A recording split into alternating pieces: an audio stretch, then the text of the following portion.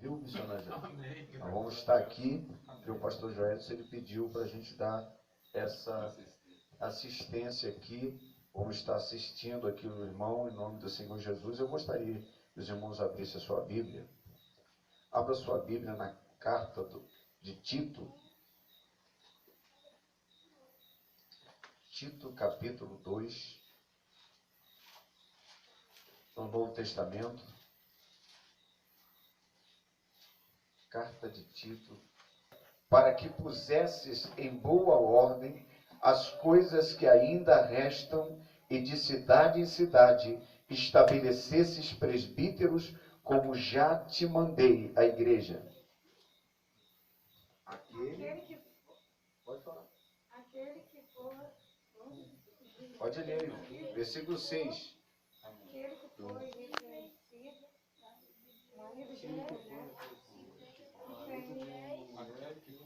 tenha filhos fiéis que não possam ser acusados de dissolução, nem são desobedientes.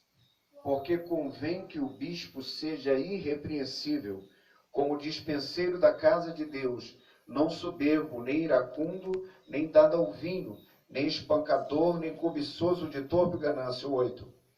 Mas dado à hospitalidade, amigo do bem, moderado, justo, santo, temperante, retendo firme a fiel palavra, que é conforme a doutrina, para que seja poderoso tanto para admoestar com a sã doutrina, como para convencer os contradizentes todos. Porque há muitos desordenados, faladores, vãos e enganadores, principalmente os da circuncisão. Amém? Vamos orar ao Senhor.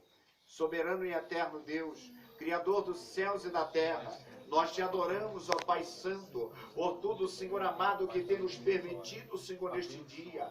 Pai, nós entregamos nas tuas mãos, ó Pai, a cada vida aqui presente. Nos ajuda, meu Deus, a cumprirmos a tua palavra, a fazermos a tua vontade. Nós te louvamos por tudo, Pai, em nome de Jesus. Amém e amém, Jesus.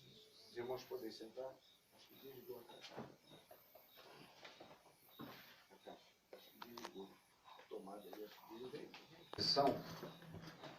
Fala sobre a reposição de obreiros na casa do Senhor, né? Quando é colocado um obreiro na casa do Senhor, ele tem uma missão, uma determinação, né? Quando nós pregamos para uma pessoa que ela ainda não é crente, que ela está vindo para a igreja, é uma coisa. Quando nós tratamos de crentes que já são crentes, então a palavra de Deus fala com outro peso. E a importância de nós agora estarmos falando sobre a categoria do nosso irmão que está vindo para cá como missionário, para poder estar ajudando os irmãos aqui também, e estar mais próximo, né? Então Paulo, ele vai dizer que colocou um presbítero, ou que colocou para pôr em ordem. O que é a organização da igreja?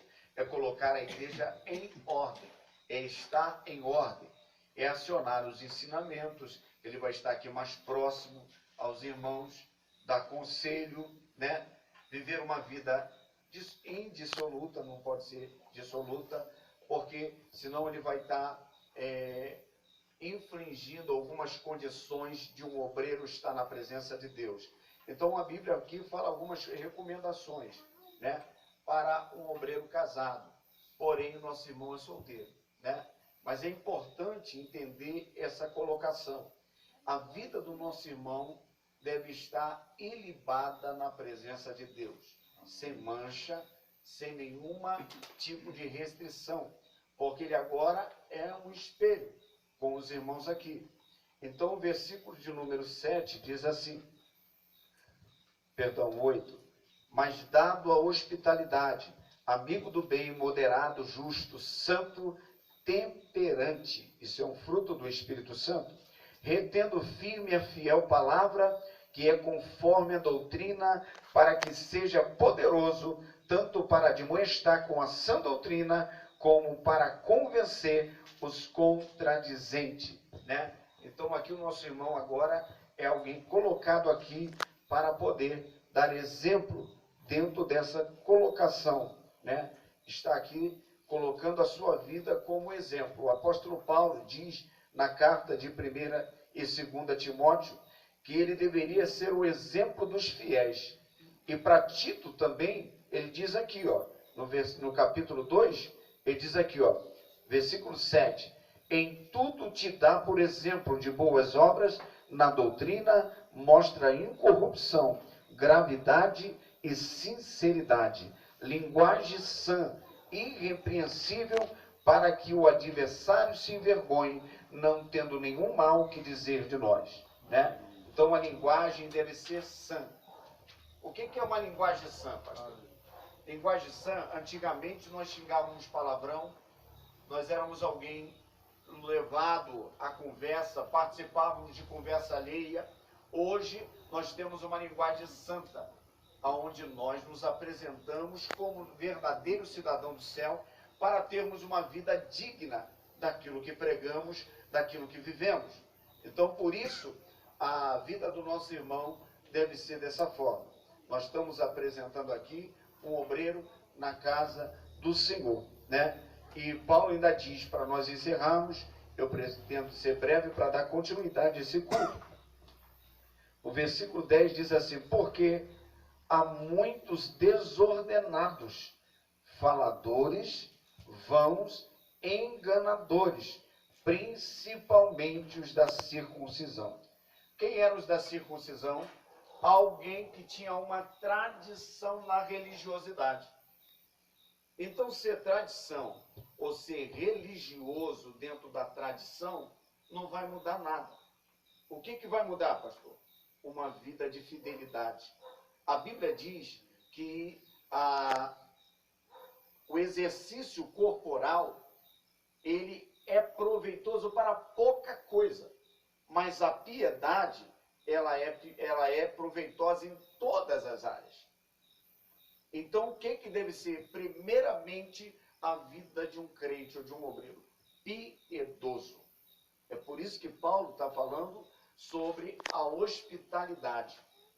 Então, o crente ou obreiro precisa ser hospitaleiro, tá?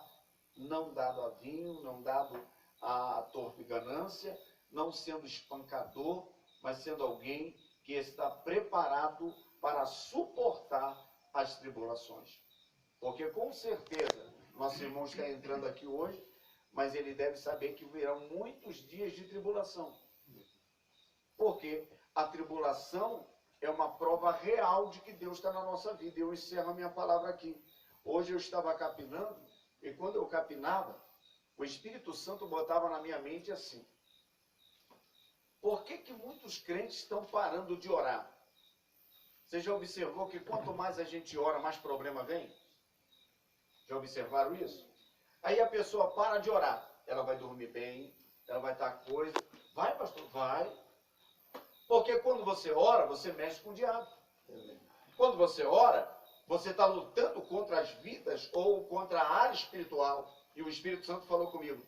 É por isso que muita gente está parando de orar. Porque a vida espiritual se consiste de uma vida de oração. Olha para Jesus. Jesus, várias horas, ele fazia milagres, mas ele parava um momento e tirava um período de oração. E não era um período pouco. Era de 1 hora para lá. Tirava momentos de oração. Quando você vê Tiago, Tiago é outro, que tira períodos de oração e na sua carta ele vai ensinar. O crente deve orar. E ele vai contar sobre duas coisas: o poder da oração, e ele vai dar um exemplo, que quem ora também é atribulado. Né? Por quê, pastor? Porque quanto mais você ora, mais o adversário te tenta. E aí, pastor, então eu vou parar de orar? Não. Aí é que você deve orar. Porque vai vir um momento de refrigério e vai trazer gozo para a tua vida.